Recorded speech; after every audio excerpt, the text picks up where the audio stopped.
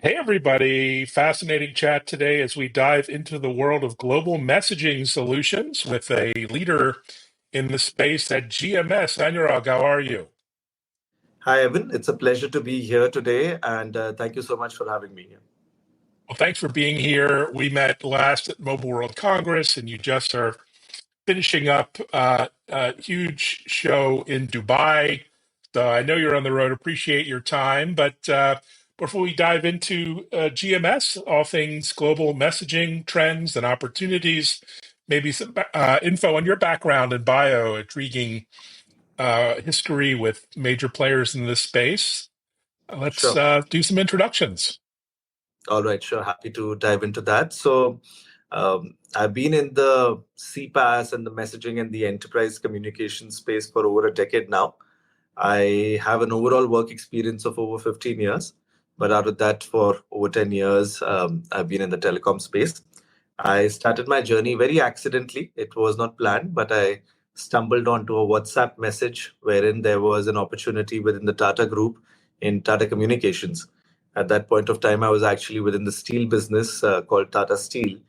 And within our Tata fraternity, there was one person messaging another on a WhatsApp group that, hey, listen, there is this opportunity in Tatacom and seems very interesting, something called A2P messaging. So for me also, I was equally intrigued. I said, never heard this term, but sounds interesting. So let's give it a shot. I don't think I did a great job in that interview, but I think as destiny was to have it, the interviewer thought that it's worth giving a shot for me. So yeah, that's how my journey started. So I started with Tata Communications when we were setting up their A2P messaging business from scratch. So literally the first SMS came in front of me, and I learned my entire ropes of the industry while I was there.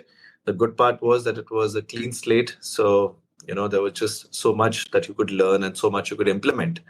So that was a wonderful journey. So I started by setting up the A2P messaging business at Tata Communications. We got most of the large OTT players and some of the largest operators. Definitely we were standing on the shoulders of the giant, which is the Tata Group. So through that, we were able to sign up a lot of operators on the B side. And because of that, we were able to soon create a name for ourselves and our own cornerstone within the industry. And I worked with them for a good over 7 years. And then in 2021, I thought let's try and expand my horizons a bit more. And I joined a company called Tanla Platforms. And there I was looking into partnerships and alliances. And they had a very forward-looking platform called Wisely, which is into blockchain and end-to-end encryption. So a very unique platform and something which was um, and something which was created with the intent of curbing spam as much as possible, as well as ensuring data privacy. So I was working on a lot of partnership opportunities with MNOs, large carriers, enterprises, the whole gamut within the ecosystem. I also later worked with a company called Globetel Services, which is also a large international CPaaS player. And I was the chief growth officer there, looking again into a mix of different opportunities and fast tracking to where we are today. So I'm the chief revenue officer at GMS. GMS, as some of you might know, it's a very large international player within the messaging space and has now expanded tremendously into what we now call the new GMS. And that's what, Evan, I think, caught your attention as well when you crossed our booth at MWC. So GMS has been within this messaging ecosystem for a good 16 plus years now.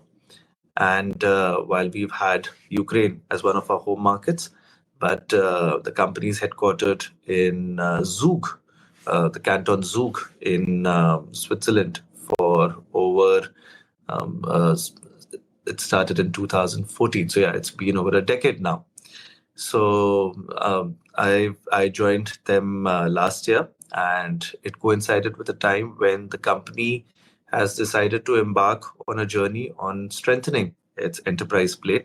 While we are already market leaders in Ukraine, where we offer A2P SMS and Viber termination to all large enterprises in the country. And of course, as you know, it's Ukraine, which has been through a very tough and demanding time. But I must say, hats off to the spirit of our Ukrainian team, and hats off to the spirit of the entire company for the wonderful performance that they continuously show and give us so much of confidence and inspiration to match up to their levels of passion. So we've been in this space of offering, you can say in a way, plain vanilla messaging and Viber connectivity. But the company wanted to expand into a larger space of enterprise communication.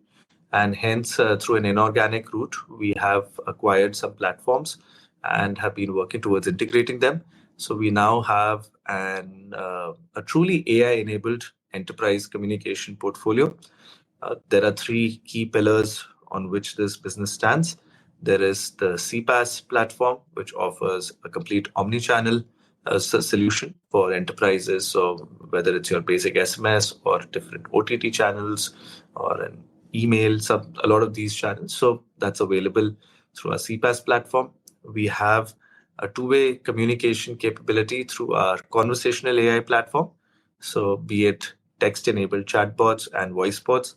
And we are not talking about the basic script-based chatbots, which just like, press 1 or 2, which acts like an IVR. No, we're talking about something more advanced, which can actually understand the sentiment of the customer and be able to answer accordingly, depending on what's required.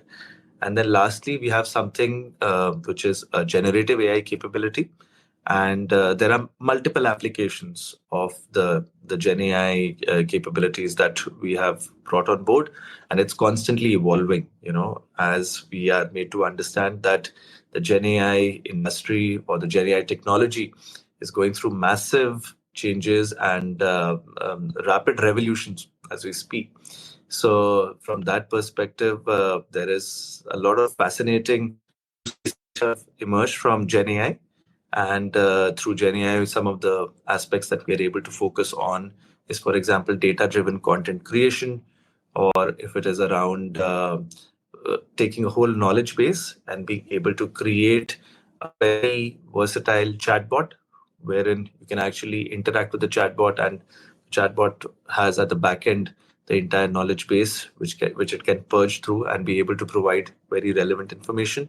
And some other solutions also, some in fact, which we are first in the world to offer, and we are in the process of commercializing them.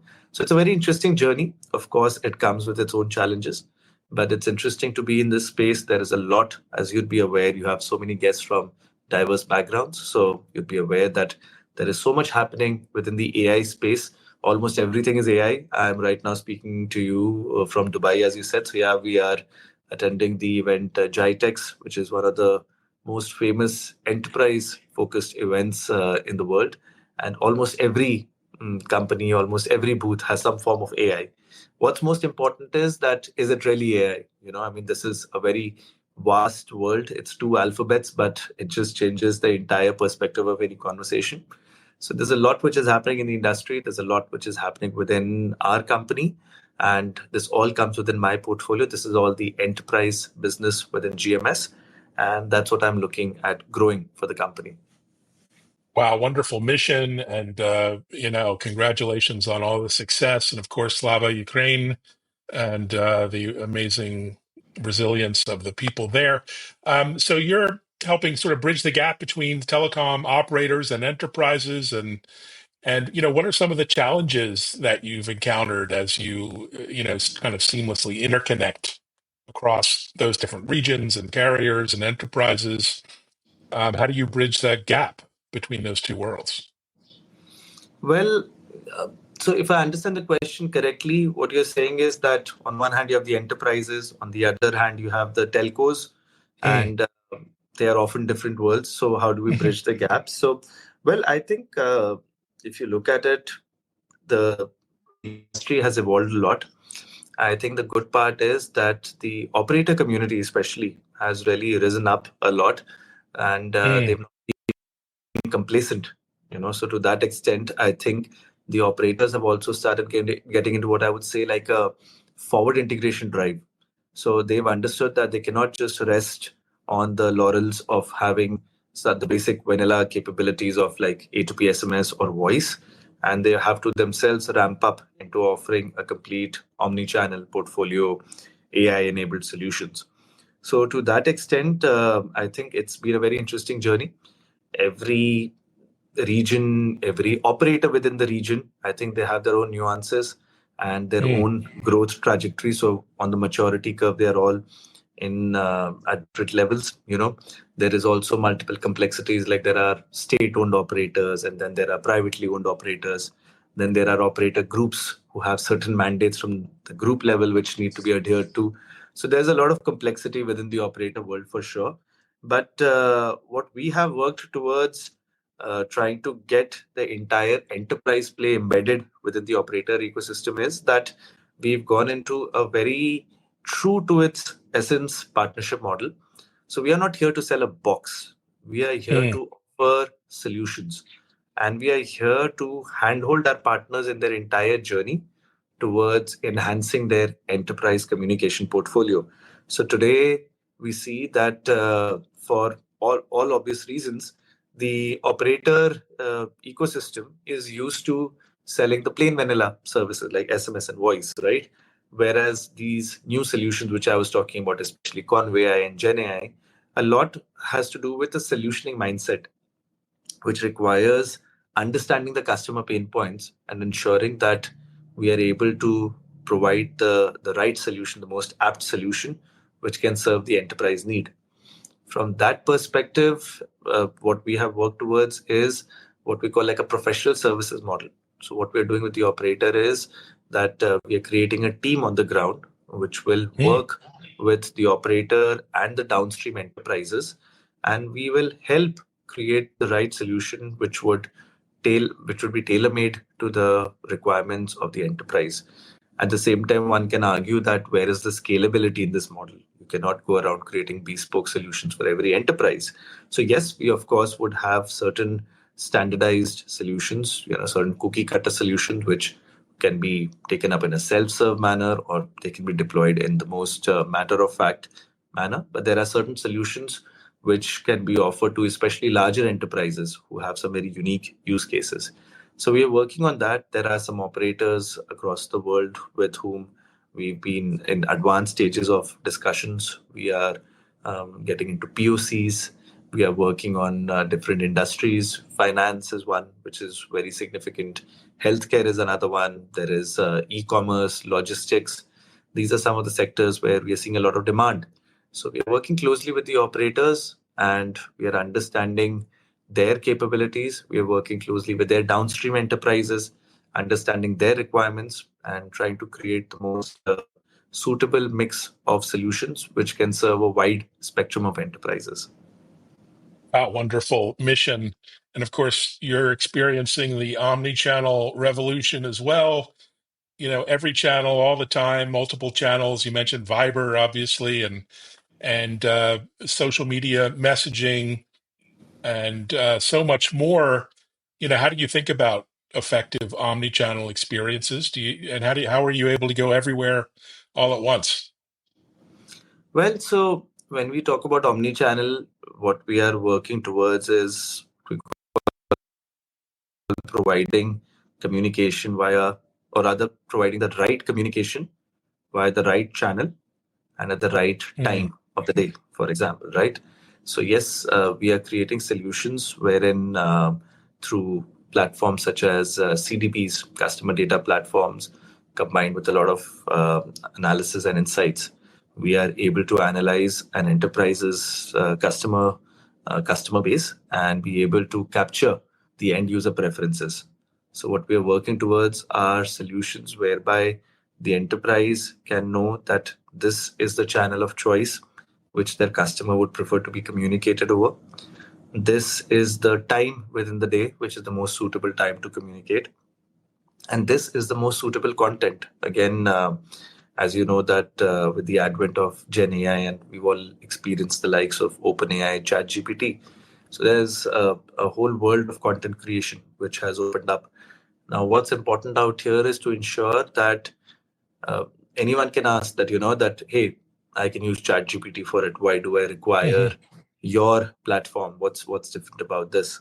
So that's where something about the tonality of the communication comes into play. Every brand has its own essence, it has its own language, and it's very important that the brand's essence is very articulately communicated through the communication which is sent, whether it's over a text, as in an SMS, or over a WhatsApp or any other channel. So to that extent, our solutions work towards providing the right mix of tools to the enterprise, so that the enterprise can actually feed in as much data as possible about their brand, about their style of communication, and accordingly the right communication is created. So Mm. that's something which we believe that it's not that easy to create that in ChatGPT, but through our solutions, one is able to provide a more contextualized communication. So, yeah, these are some of the solutions that we are offering on the omni-channel play. And we see good responses because different markets have different nuances. So, for example, Ukraine, where we've been a very significant player and the market leader, we see that Viber is a channel of choice. You know, if you look at Southeast Asia, a lot of markets, WhatsApp is very Mm. prevalent. If you look at Philippines, once again, Viber is more prevalent than WhatsApp. Or there is still there's no one right answer, but between WhatsApp and Viber, both are fairly significant channels. If you look at the US, SMS still dominates as a very significant channel. WhatsApp is slowly, penetrating its way into the market. RCS is the new kid on the block. That's something which has taken up rapid adoption. And I think thanks to the Apple ecosystem also now including RCS, that has suddenly opened the doors for enterprises to reach out to their entire customer base, not just Android users, but even Apple users. And that suddenly changes the entire game. So RCS is a channel which is becoming extremely popular. It is native, especially within the Android environment. And that's something which we are really looking forward to as something that will grow in the coming days with a lot more use cases. So yeah, that's how the Omni is being observed in GMS. Yeah, it's a fantastic opportunity. Some of us thought RCS would never happen, but here it is, Very true. and it's an exciting time. Um, what are some of the challenges that your enterprise customers have, when it comes to deployment, implementation in the real world, whether it's, fraud prevention or compliance or technology challenges? What are some of the key areas you help them deploy their different services? Right. So, that this is a very good question. And, when I think about it, there are so many aspects to it that it's difficult to pinpoint on one. It all depends a lot on which part of the entire value chain we are talking about. There are companies out there who provide a basic messaging capability or a voice termination capability or an OTT termination capability to an enterprise. There the challenges might be more.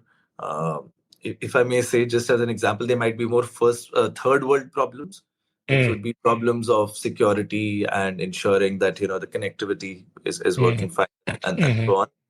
But the minute we start looking into more advanced solutions, we start getting into, again, I'm just giving this as to draw a comparison, like first world problems that, okay, those hygiene issues are definitely there of security and connectivity, etc., that we need to look into. But a lot more aspects open up.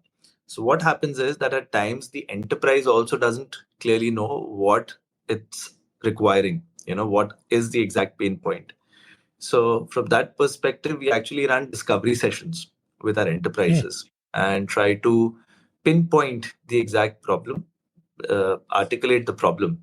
The solution can only come once we've identified the problem properly. So we work towards having these multiple rounds of discovery sessions with enterprises, having the right mix of solutions offered to them accordingly, and then deploy those solutions within their environment. So our solutions can be cloud based, they can be localized on premise, Often banks, for example, they require solutions to be localized on premise, for example. So we have to work towards that. Of course, that does increase the costs. That does increase the turnaround time of deploying a solution. So some of those complexities do come into play. But I think if you really look at it right now, the biggest challenge that we observe is adoption of these new solutions, because what we've observed is that every company is enamored by the word AI.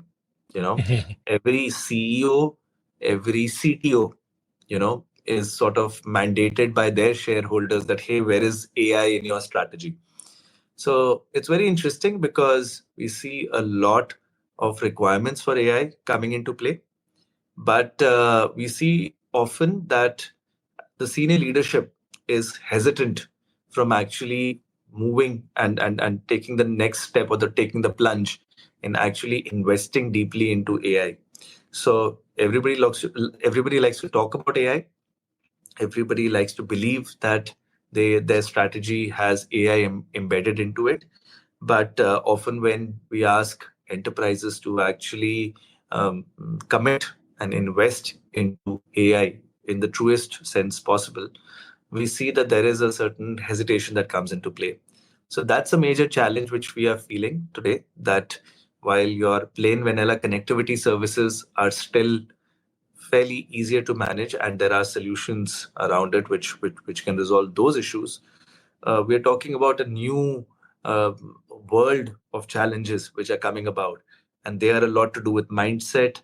They are a lot to do with basic human adoption of new technology, right? So these are some of the challenges which we are starting to see when we get into discussions, because there are very long sales cycle, as you can appreciate when you talk about solution selling, right? So there are very long sales cycle, and one is working hand holding a customer through the entire journey. But in spite of everything, when you have to finally cross the finishing line, that's where a lot of customers still hold back. And we end up working sometimes on POCs, but some of those POCs don't see light of the day. Others do. In some cases, the enterprises are a lot more forward looking. They are a lot more prone to risk taking and experimenting with new technologies. And we see certain movement and traction. So that's how it is. The other challenge, as I said, is that this entire underlying AI itself is evolving at such a rapid pace that we have to always make sure that we are catching up with what the competitors are offering, what the industry is offering. So these are some of the challenges which we observe when we work on these new age technologies with enterprises. Fantastic. And speaking of which, do you have any favorite stories or anecdotes around customers using messaging to enhance customer engagement or customer experience? You must see a lot. Not all you can talk about, of course, but stories would be great to hear in these different industries you mentioned, healthcare and many others. Right. So I think one of the most interesting ones which I've come across recently, and I found it as a very unique and exciting use case, was a voice enabled bot. Mm, So, and that too, which is proactive in nature. So we actually experimented this in some markets and we got some very fascinating results.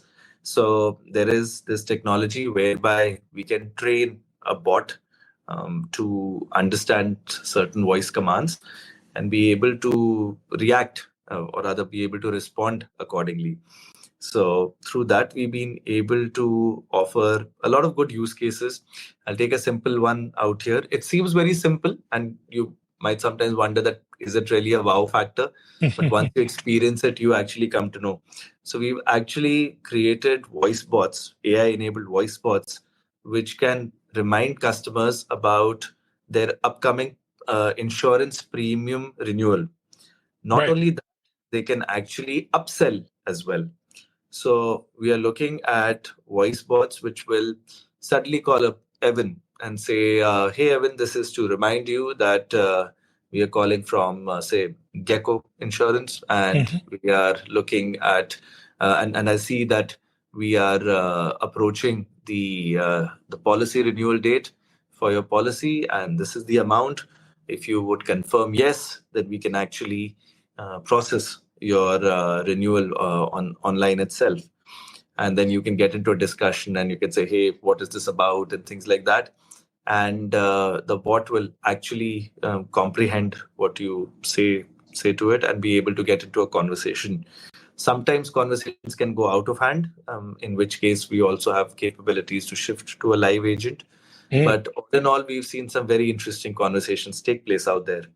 And I think this is a very unique case. In fact, we have gone to the extent of adding background noise to the bot to give it as human-like and as real-time feel as possible, so that that typically when a call center agent calls and at the back end you can hear a little bit of noise. So we've tried to create that same environment out here, and it's been very interesting. So we've seen a good customer response for these solutions. We've seen a reasonably good conversion rate when we've rolled out the solution in the market. So yeah, this is one example which has recently caught my attention. There are so many which are coming about nowadays. One can always keep talking about how a lot of omni-channel solutions around messaging have led to increased efficiency, increased conversion. So that's of course been the talk of the town for a long time. But what got my attention personally was this AI-enabled voice bot solution. That's great. And it's a great opportunity for brands to Right. talk to and reach out to their customers, not just forget them when it comes to renewals and support. Well done. So you're finishing GITEX and you have a busy travel schedule, I imagine. What else is on your radar personally, professionally? What's coming up as we head to the year end? Personally, I would look forward to getting back home as soon as possible. Sometimes it becomes a little challenging. So, especially for GMS right now, it's in a very interesting part of the journey wherein the management has invested a lot into expanding into several strategic markets. So you can imagine that international messaging and international wholesale is something which is more relatively commonly found within our industry. And whatever principles apply today, I was talking to someone, I said, whatever principles GMS has to apply with an operator maybe in Bangladesh might not be very different from what you apply in Mexico, just as an example. I know that there is a lot more to it. I'm oversimplifying it. But, international business has certain tenets and principles on which it runs. And there's, with its own nuances, you are able to conduct business in various markets around the world. And that's thankfully, of course, what's helped GMS reach a market leadership position within the international messaging space. However, when you look at enterprise, it's a totally different beast.